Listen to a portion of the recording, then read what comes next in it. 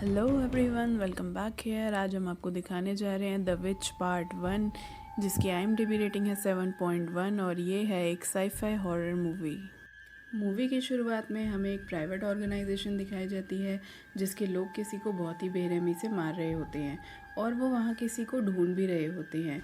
फिर सीन एकदम से शिफ्ट हो जाता है जहाँ एक छोटी सी बच्ची को जख्मी हालत में जंगल में भागते हुए दिखाया जाता है, जिसमें हमें ये पता चलता है कि वो लोग उसी बच्ची की तलाश कर रहे थे। अब सीन शिफ्ट होता है एक फार्मर फैमिली पे, जिसे ये बच्ची जख्मी हालत में मिलती है। वो लोग इसका इलाज करवाते हैं और उन्हें अपनी कोई औलाद ना होने के कारण वो उसे अडॉप्ट कर लेते हैं। अब हमें सीधा 10 साल बाद का वक्त दिखाया जाता है, जहां हम एक लड़की जिसका नाम जायुन है उसे एक शॉप पे देखते हैं। वो वहां के दुकानदार से सामान उधार मांग रही होती है, जिस पे दुकानदार उसे इनकार करता है, मगर तभी वहां दुकानदार का बेटा जायुन पे तरस खा के उसे वो सामान दे देता है। जायुन के पास अभी ड्राइविंग लाइसेंस नहीं होता, मगर फिर भी वो अपने पापा की कार बहुत अच्छे से चला लेती है। ये लड़की बहुत समझदार है और ये और कोई नहीं बल्कि शुरुआत वाली ही बच्ची है जिसे उस फार्मर ने गोद लिया था। फार्मर और उसकी वाइफ जायुन को बहुत प्यार करते थे और जायुन भी पढ़ाई में होशियार होने के साथ साथ अपने मम्मी पापा की उनके कामों में बहुत हेल्प किया करती थी। एक दिन जायुन की दोस्त उसे सिंगिंग कंपटीशन में पार्ट लेने को कहती है, क्योंकि इस कंपटीशन में जीतने वाले को बहुत सारे पैसे मिलने वाले थे। जो सुन के जायुन बहुत खुश हो जाती है, क्योंकि उसे भी अपनी फैमिली के हेल्प करने के लिए इन पैसों की बहुत ज़रूरत थी। इसलिए अब वो इस कंपटीशन में हिस्सा लेने के लिए तैयार हो जाती है ताकि वो विनिंग अमाउंट को जीत सके। अब वो इस कंपटीशन में पार्टिसिपेट करने जाती है, जहां फर्स्ट राउंड में ही वो बहुत अच्छा गाना गाने लगती है। साथ ही वो एक जादू भी करके दिखाती है, जिसमें वो माइक को हवा में उड़ा देती है। जो चीज़ जाहिर है कुछ अलग थी, जो ये दिखाता है कि जायुन के अंदर सुपर नेचुरल पावर्स हैं। इसका मतलब उसके अंदर कुछ तो ऐसा है जो उसे बाकियों से अलग बनाता है। उसका ये फर्स्ट राउंड कामयाब रहता है। अब उसके माँ बाप भी टीवी पे ये शो देखते हैं और जब उन्हें ये पता लगता है कि जायुन ने वहाँ पर जादू भी किया है तो वो थोड़े परेशान हो जाते हैं और वो जायुन को ऐसा करने से मना करते हैं, क्योंकि अगर जायुन ऐसा करती रही तो उसकी असलियत सबके सामने आ जाएगी, जिसकी वजह से वो हमेशा के लिए अपने माँ बाप से दूर हो जाएगी, जो वो नहीं चाहते थे। नेक्स्ट डे जायुन अपनी फ्रेंड के साथ सिंगिंग कंपटीशन के सेकेंड राउंड के लिए ट्रेन से जा रही होती है कि तभी उसकी सीट के सामने बैठा हुआ इंसान, जिसका नाम नोबलमैन था, उससे बात करने की कोशिश करता है।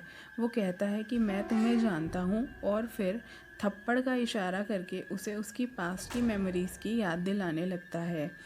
और वो कहता है कि 10 साल पहले जो हादसा तुम्हारे साथ हुआ था उसमें मैं भी शामिल था, मगर अभी भी जायुन को कुछ भी याद नहीं आया होता। इसके बाद नोबलमैन उठ के वहाँ से चला जाता है।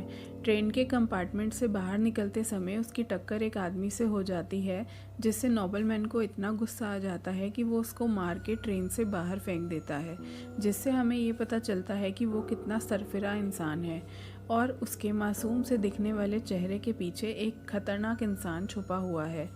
अब जायुन स्टूडियो पहुंचती है और बहुत अच्छा गाना गा के इस राउंड में भी जीत जाती है। खुशी खुशी जब वो अपनी फ्रेंड के साथ बाहर आ रही थी तो अचानक से उसकी तबीयत खराब हो जाती है। उसकी नाक और मुंह से खून आने लगता है और साथ ही साथ उसके सर दर्द भी होने लगता है, जिसके साथ हमें पास्ट का एक सीन दिखाया जाता है जिसमें जायुन को एक डॉक्टर ने बताया था कि उसको कोई ऐसी बीमारी है जिसकी वजह से वो जल्द ही मरने वाली है। अब जायुन थोड़ा रिलैक्स होकर घर जाने के लिए वहाँ से बाहर निकलती है तो अचानक से उसके सामने 2 ब्लैक कलर की कार्स आ जाती हैं। ये उसी ऑर्गेनाइजेशन के लोग थे जिनसे बच के जायुन बचपन में भाग गई थी। अब उनमें से एक आदमी जायुन को लिफ्ट देने के लिए कहता है ताकि वो उसका किडनैप कर सके, मगर उसकी दोस्त चालाकी से जायुन को टैक्सी में लेके वहाँ से निकल जाती है। जब जायुन टीवी पे आई थी तो हर जगह मशहूर हो गई थी, जिसके कारण उस ऑर्गेनाइजेशन की डॉक्टर ने भी उसे नोटिस कर लिया था और वो उसे पहचान गई थी और वो समझ गई थी कि ये वही लड़की है जो 10 साल पहले इनकी कैद से भाग गई थी। अब जायून और उसकी फ्रेंड बस स्टैंड पे अपनी बस का वेट कर रहे थे कि तभी वहाँ नोबलमैन की कार आ जाती है। वो भी उसे लिफ्ट देने की बात करता है, मगर जब जायून इनकार कर देती है तो वो उसे धमकी देता है और कहता है कि तुम्हें अपनी फैमिली के बारे में भी सोचना चाहिए। जो सुन के जायून नर्वस हो जाती है और वो अपने घर की तरफ भागने लगती है।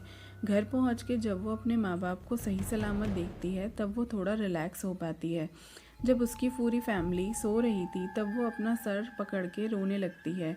उसकी फ्रेंड भी आज उसी के घर पे रुकी हुई थी, जो अब वॉशरूम के लिए जाने लगती है।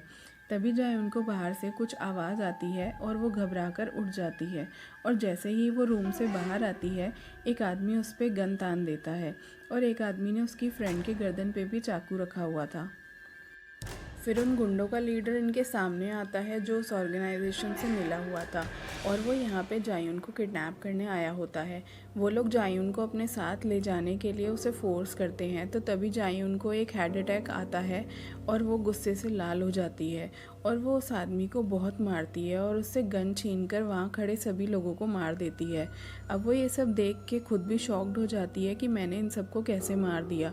तभी वहाँ नोबलमैन और उसके साथी भी आ जाते हैं। वो उसे कहते हैं कि मैंने तुम्हें कहा था ना कि मैं तुम्हें जानता हूँ, तुम इंसानों की तरह नॉर्मल नहीं हो और इसी वजह से ये सब लोग तुम्हारे पीछे पड़े हैं।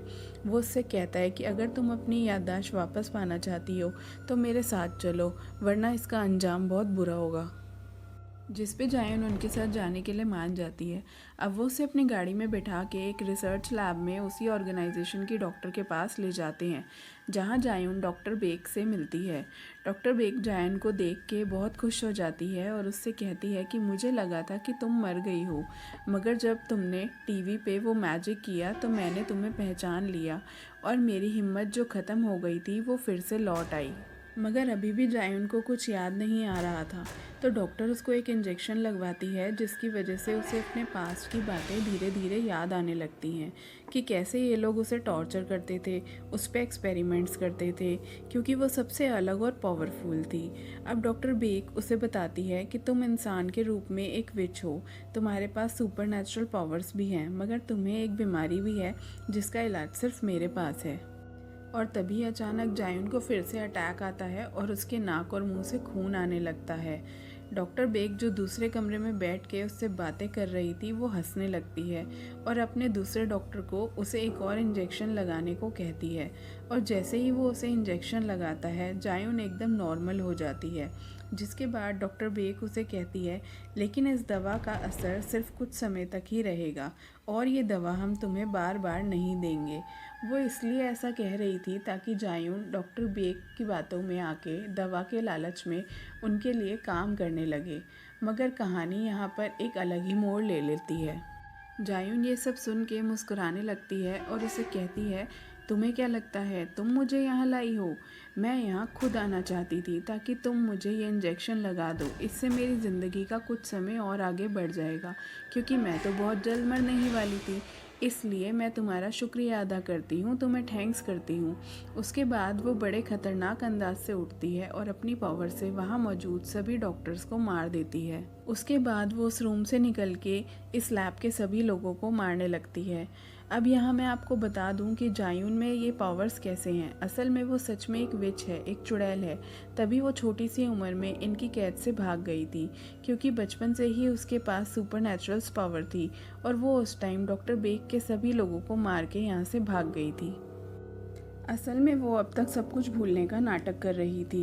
उसे अपना गुजरा हुआ वक्त सारा याद था, और सिंगिंग कंपटीशन में भी उसने हिस्सा इसलिए नहीं लिया था क्योंकि उसे पैसों की ज़रूरत थी, बल्कि इसलिए लिया था क्योंकि वो डॉक्टर बेक तक पहुंचना चाहती थी। और ये सब उसका एक प्लान था। उसका जादू करना, नोबलमैन से मिलना, किडनैप होना, सब इसमें शामिल था।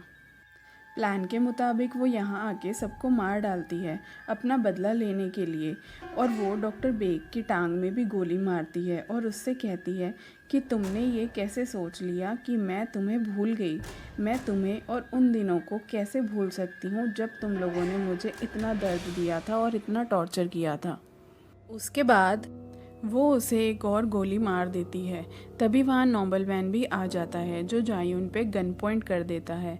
अब हमें यहाँ ये पता चलता है कि नोबलमैन भी जायून जैसा ही एक बच्चा था, मगर उसमें जायून जैसी ज़्यादा पावर्स नहीं थी, जिसकी वजह से वो उससे जलता था और उसे मारना चाहता था। इतने में वहाँ एक और आदमी आ जाता है जो डॉक्टर बेग का ही पार्टनर था, जिसे देख के जायून को याद आ जाता है कि ये कितना बेरहम इंसान है, इसने मेरे साथ कितना बुरा किया था। और इससे पहले कि वो आदमी जायून पे अटैक करता, जायून उसे ही पकड़ लेती है और काफ़ी मारती है। वो उसकी बॉडी को मरोड़ के उसकी हड्डियाँ तोड़ देती है, जिससे आखिरकार उसकी मौत हो जाती है। अब यहाँ सिर्फ दो लोग बचते हैं, जायून और नोबलमैन, और इन दोनों के बीच काफ़ी ज़बरदस्त किस्म की लड़ाई होती है। दोनों एक दूसरे पर भारी पड़ रहे थे, मगर अंत में जायून उस पर भारी पड़ती है। मरते मरते वो नोबलमैन से उनके रिसर्च हेडक्वार्टर के बारे में पूछती है, जहाँ जाकर वो अपनी बीमारी का इलाज ढूंढ सके। और जैसे ही नोबलमैन उसे बता देता है, वो उसे मार डालती है।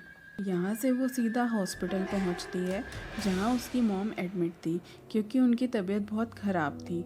अब यहाँ जायून के पापा उसे एक और सच्चाई बताते हैं कि उस दिन जब तुम मुझे जख्मी हालत में मिली थी, तब मैं जान गया था कि तुम एक विच हो, क्योंकि तुम्हारे वहाँ आते ही फार्म के बहुत सारे जानवर मर गए थे। हालांकि मैं तुम्हें बहुत दूर भेजना चाहता था, मगर तुम्हारी मॉम के कहने पे हमने तुम्हें रखा और अपने बच्चे की तरह पाला। ये कह के वो बहुत दुखी हो जाते हैं, और जो सुन के जायून भी बहुत ज़्यादा इमोशनल हो जाती है। वो कहती है, पापा फ़िलहाल तो मैं यहाँ से जा रही हूँ, मगर मैं आपसे वादा करती हूँ कि मैं यहाँ वापस ज़रूर आऊँगी। इसके बाद वो हेडक्वार्टर के लिए निकल जाती है।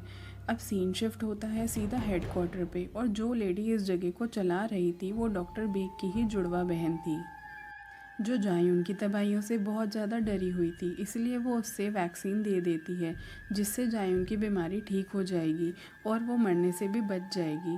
अब यहीं एक और लड़की आती है और वो जायून पे अटैक करने लगती है, जिस पे वो उससे कहती है कि अगर तुमने मुझे हाथ भी लगाया तो मैं तुम्हारा सर फोड़ दूँगी। इसके साथ विच मूवी का फर्स्ट पार्ट यहीं पे ख़त्म हो जाता है। इस मूवी का सेकंड पार्ट देखने के लिए stay tune to our channel. आपको ये मूवी कैसी लगी हमें कमेंट सेक्शन में ज़रूर बताइएगा, और हमारे चैनल को लाइक, शेयर और सब्सक्राइब करना ना भूलें। तब तक के लिए बाय बाय, टेक केयर।